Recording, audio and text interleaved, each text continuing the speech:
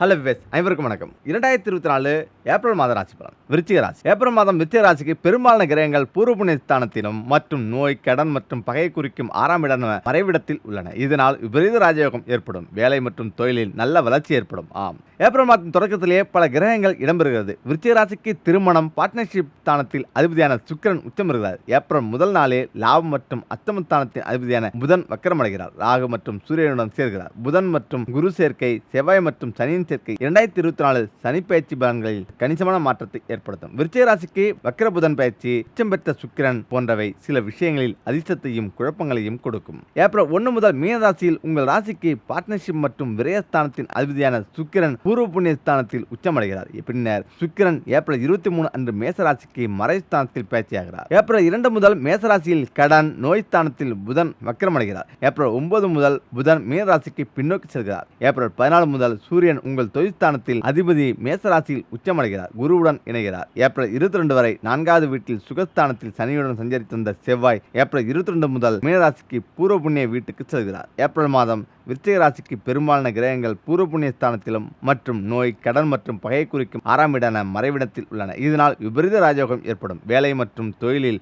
நல்ல வளர்ச்சி ஏற்படும். விருச்சிக ராசிக்கு 2024 ஏப்ரல் மாதம் சுக்கிரன் உச்சமடைவது பல விதங்களில் வாழ்வில் முன்னேற்றத்தை கொடுக்கும். விபரீத ராஜயோகம் பணவரவு, செல்வாக்கு மற்றும் மதிப்பு மரியாதை அதிகரிக்கும். குடும்பத்தில் மகிழ்ச்சி நிலவும். வேலையில் ஊதிய உயர்வு, பதவி உயர்வு கிடைக்கும். திருமண வாழ்க்கை மகிழ்ச்சியாகும். காதல் திருமணம் கைகூடும். வாழ்க்கை துணை வழியில் அதிர்ஷ்டம் ஏற்படும். வளர்ச்சியை நோக்கி செல்வீர்கள். திடீர் லாபம், அதிர்ஷ்டம் மூலம் மதிப்பு மரியாதையும் அதிகரிக்கும். சுப செலவுகள், ஆடம்பரத்துக்கான செலவுகள் அதிகரிக்கும். முதலீடுகளை முற்றிலும் தவிர்க்க வேண்டும். இதில் 2024 ஏப்ரல் மாதத்தில் சாதமான பலன்கள். விருச்சிக ராசிக்காரர்களுக்கு ஏப்ரல் மாதம் அற்புதமான மாதமாக இருக்க போகிறது. சூரியன் உச்சமடைவது விருச்சிக ராசிக்கு செல்வாக்கையும் மரியாதையையும் அதிகரிக்கும். உத்தியோகத்தில் நல்ல மாற்றங்கள் ஏற்பட வாய்ப்புகள் உள்ளன. உங்கள் வேலை சம்பந்தமாக வெகு தூரம் செல்ல வேண்டியிருக்கும். வெகு தூரத்தில் செல்ல வேண்டியிருக்கும். ஒன்றுக்கும் மேற்பட்ட வேலைவாய்ப்புகளை பெறுவீர்கள். நீங்கள் பெரிய சாதனைகளை செய்வீர்கள். சில எதிரிகள், போட்டியாளர்கள் வேலையில் உங்களை தொந்தரவு செய்வார்கள். ஆனால் அவர்களால் உங்களுக்கு எந்த தீங்கும் செய்ய முடியாது. உங்கள் வேலையில் முழு கவனம் செலுத்துங்கள். வியாபாரிகளுக்கு இந்த மாதம் சிறப்பாக இருக்கும். உங்கள் தொழில் முன்னேற்ற பாதையில் முன்னேறும். அரசு அல்லது வெளிநாடு சம்பந்தப்பட்ட எந்த ஒரு தொழிலையும் செய்தால் இந்த காலகட்டத்தில் நல்ல லாபம் கிடைக்கும். ஏப்ரலில்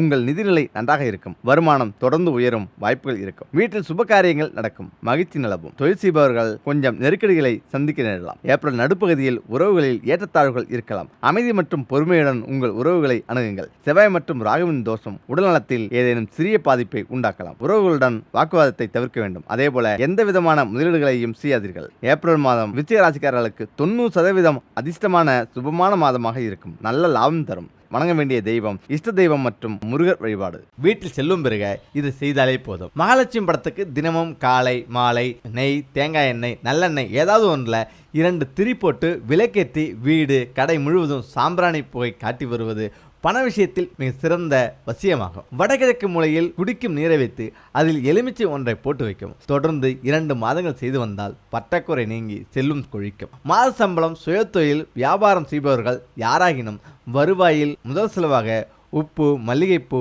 2ஐயும் வாங்குவதே முதல் செலவாக இருக்க வேண்டும். அப்போது பணப்பற்றாக்குறை நீங்கி செல்லும் பெருகும். தொழில் விஷயமாக வெளியே செல்லும் போது அருகம்புல் நுனி ஒன்றையோ, திருநீற்று பசலை ஒன்றையோ பறித்து பையில் வைத்து செல்ல சென்ற காரியம் நிச்சயம் வெற்றியே. சாம்பிராணியும் மருதாணி விதையும் வெண்கடுகும் கலந்து வீட்டில் வியாபார ஸ்தலத்தில் தூவமிட தீய சக்திகள், கந்திஷ்டி தோஷங்கள் நீங்கி தொழில் முன்னேற்றம் அடையும். மகாலட்சுமி நம்மிடத்தில் நடமாடுவாள். முக்கியமாக அஷ்டமலட்சுமிகளும் வீட்டில் குடியேற இந்த விஷயங்களை ஃபாலோ பண்ணுங்க. 8 திசைகளிலும் சரியாக அமைப்பற்ற வீட்டில் அஷ்டலட்சுமிகளும் குடியேறுவார்கள். நீங்கள் குடியிருக்கும் வீடோ உங்களது ஆரோக்கியத்தையும் வருமானத்தையும் வாழ்க்கையும் தீர்மானிக்கிறது. வீட்டின் எந்த திசை பாதிக்கப்பட்டால் எந்த நோய் வரும் என்று தெரிந்து கொள்ளலாம். தோஸ்தாகும் வாஸ்து. வாடகை வீட்டில் இருந்தபோது ஆரோக்கியமாக இருந்த நபர் சொந்த வீட்டுக்கு வந்த பின்னர் நோயினால் பாதிக்கப்பட்டு படுத்த படுக்கையாகி விடுவார். இதற்கு காரணம் வாஸ்துதான். குடும்ப உறுப்பினர்களின் ஆரோக்கியத்தில் ஏதேனும் பிரச்சனை இருந்தால் ஒட்டுமொத்த குடும்பமும் பாதிக்கப்பட்டு அவர்களுடைய சுமூகமான நடைமுறை வாழ்க்கையில் தடுமாற்றம் ஏற்படும். வாஸ்து நன்றாக இருப்பது பண வருமானத்துக்கு மட்டுமல்ல, உடல் ஆரோக்கியத்துக்கும் அவசியம். நோயற்ற வாழ்வே குறைவற்ற செல்லும் என்பார்கள். ஒருவர் நிறைய சம்பாதித்தும் நோயினால் பாதிக்கப்பட்டு அந்த பணத்தை மருத்துவமனைக்கு கொடுத்து கொண்டிருப்பார்கள். ஆம், நிலம், நீர், நெருப்பு, காற்று, ஆகாயம் ஆகிய பஞ்ச பூதங்களை அடிப்படையாக கொண்டுதான் நம் நாட்டின் நாட்டின் அனைத்து கலைகளுமே தோன்றியுள்ளன. நம் நாட்டின் கலைகளில் சித்த மருத்துவமும் இயற்கை மருத்துவமும் பஞ்சபூத சக்திகளில் ஒன்று கூடுவதாலோ அல்லது குறைவதாலோ தான் மனிதனுக்கு நோய் வருகிறது என்றும் அவற்றை சரி செய்தாலோ அல்லது சமன் செய்தாலோ நோய் தீரும் என்பதும் செல்வம் பெருகும் என்பதை விளக்குகிறார்கள். திசைகளும் காற்று. ஒரு வீட்டின் வடமேற்கு மூலையில் இருந்து காற்று வரும்பொழுது அதில் ஆக்சிஜன் நிறைந்திருக்கிறது. வடக்கு மூலையில் இருந்து வரும் காற்றில் நீர் நிறைந்திருக்கிறது. தென்கிழக்கு மூலையில் இருந்து வரும் காற்றில் வருடத்தின் மிகுந்த நாட்களில் வெப்பம் மிகுந்து காணப்படுகிறது. தென்மேற்கு மூலையில் இருந்து வரும் காற்றில் வறட்சி அதிகமாக இருக்கிறது. ஒவ்வொரு வீடும் கிழக்கிலிருந்து சூரிய ஒளி பெறும் வகையில் அமைக்க வேண்டும். சூரிய ஒளி இல்லாவிட்டால் விட்டமின் குறைபாட்டினால் கார்போஹைட்ரேட், புரோட்டீன், கொழுப்பு ஆகியவைகளில் வளர்ச்சிதை மாற்றங்கள் பாதிக்கப்படக்கூடும். ஒவ்வொரு வீடும் கிழக்கிலிருந்து சூரிய ஒளி பெறும் வகையில் அமைத்தல் வேண்டும். சூரிய ஒளி இல்லையேல் வைட்டமின் பற்றாக்குறையினால் கார்போஹைட்ரேட், புரோட்டீன், கொழுப்பு ஆகியவற்றின் வளர்சிதை மாற்றங்கள் பாதிக்கப்படக்கூடும். வளர்சிதை மாற்றம் பாதிக்கப்படுவதால் உடலில் உள்ள அனைத்து திசுக்களுமே பொதுவாக பாதிக்கப்படக்கூடும். இந்த பாதிப்பின் அடையாளங்களும் அறிகுறிகளும் ஒவ்வொருவருக்கும் பல வகையான நோய்களை, குறிப்பாக மாரடைப்பு, புற்றுநோய், சர்க்கரை, இரத்த கொதிப்பு போன்றவற்றை ஏற்படுத்தும். சூரிய ஒளியின் மூலம் நாம் பெறும் வைட்டமின் டி நம்மை பல வியாதிகளில் இருந்து பாதுகாக்கிறது. கிழக்கு திசையில் சூரிய ஒளியில் உருவாகும் வைட்டமின் டி முக்கிய பங்கு வகிக்கிறது.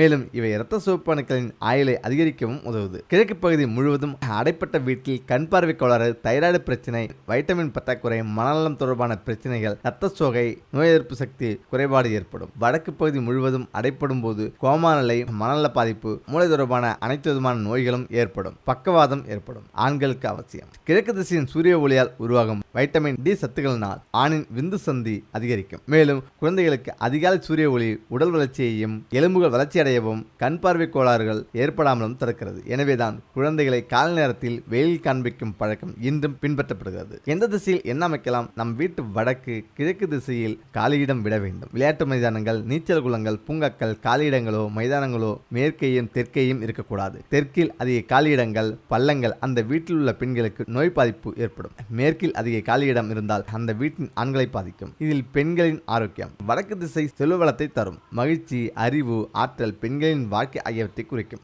வடகிழக்கு உடல்நலம், அறிவு, முன்னேற்றம், புகழ், செல்வம், வம்ச விருத்தி ஆகியவற்றை குறிக்கும். கிழக்கு ஆண்களின் உயர்வுக்கும் புகழுக்கும் உரிய திசை. அறிவு, ஆற்றல், தந்தை, கௌரவம், பதவி ஆகியவற்றை குறிக்கும் திசையாகும். ஆண்களுக்கு பாதிப்பு. தெற்கு பெண்களின் தன்மை, நீதி, நேர்மை, உடல் ஆரோக்கியம் ஆகியவற்றை குறிக்கும் இது. தென்மேற்கு புத்திர பாக்கியம், குடும்ப தலைவன், மூத்த மகன், மூத்த மகள் ஆகியோர்களின் குணங்கள், உடல்நலம், நல்லெண்ணம், தொழில் ஆகியவற்றை குறிக்கும். மேற்கு ஆண்களின் புகழ், கௌரவம், உடல்நலம் ஆகியவற்றை குறிக்கும். வடமேற்கு குடும்ப உறவுகள், உடல் உறவுகள், மன நிம்மதி, நட்பு, வியாபாரம், வழக்குகள், அந்தஸ்து ஆகியவற்றை குறிக்கும். தென்கிழக்கு சுபகாரியம், பெண்களின் உடல்நலம், ஆண்களின் நன்னடத்தை, காமம், கலைகளில் தேர்ச்சி ஆகியவற்றை குறிக்கும். இதயம் பாதிக்கும்.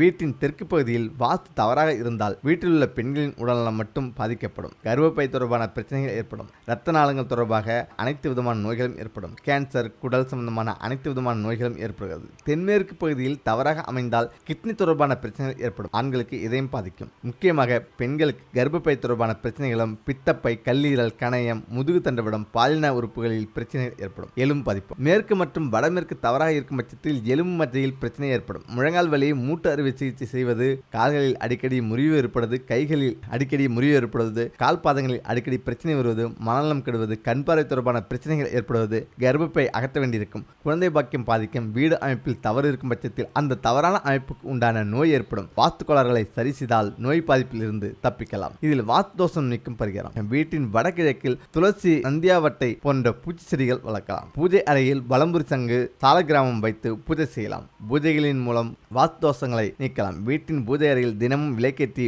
ஊதுவத்தி காண்பித்து சாமிப்படங்களுக்கு பூஜை செய்து வந்தாலே போதும். எந்த தீய சக்தியும் அண்டாது. தினமும் காலையில் கிழக்கு நோக்கி தீபமேற்றி ஓம் நமோ வாஸ்து புருஷாய நமக என மந்திரத்தை 27 முறை ஜபியுங்கள். செவ்வாய், வெள்ளிக்கிழமை மாலையில் வீடு முழுவதும் சாம்பிராணி புகையை போட்டு கந்தசஷ்டி கவசம், சிவபுராணம், லலிதா சகஸ்ரநாமம், விஷ்ணு சகஸ்ரநாமம், காயத்ரி மந்திரம் போன்ற ஸ்லோகங்களை ஒலிக்க வைப்பது அனைத்து விதமான பிரச்சனைகளையும் நீக்கி உங்களை செல்வ செழிப்போடு வைத்திருக்கும். முக்கியமாக பார்க்கடலில் வாசம் செய்பவர் மகாலட்சுமி. எங்கும் நீக்கமர பார்க்கடலில் முழுவதுமாக இருப்பது உப்பாகும். எனவே இந்த உப்பில் மகாலட்சுமி என்றும் நிறைந்திருக்கிறாள் என்பது ஐதீகமாக இருந்து வருகிறது. அதனால்தான் எல்லா விஷயத்திற்கும் கல்லுப்பு பயன்படுத்தப்படுகிறது. ஆரோக்கியத்திற்கும் தூளுப்பை விட கல்லுப்பு தான் சிறந்தது என்று விஞ்ஞானமும் கூறுகிறது. வீட்டில் மகாலட்சுமி நிரந்தரமாக இருக்க வேண்டும் என்றால் எல்லோரும் கல்லுப்பை முதலில் பயன்படுத்த துவங்க வேண்டும். கல்லுப்பை கைகளால் எடுத்து சமைக்கும் பொழுது சமையலும் ருசிக்கும், குடும்பமும் பொருளாதார ரீதியாக முன்னேறும் என்கிற ஒரு சூட்சமமான குறிப்பு உண்டு. முந்தைய காலங்களில் எல்லாம் நம்முடைய பெண்கள் கல்லுப்பை கைகளால் எடுத்து அளவாக போடுவதை நாம் பார்த்திருக்கிறோம். ஆனால் இன்று தூளுப்பை பயன்படுத்த துவங்கியதால் பல பிரச்சனைகளுக்கு ஆளாக வேண்டியிருக்கிறது.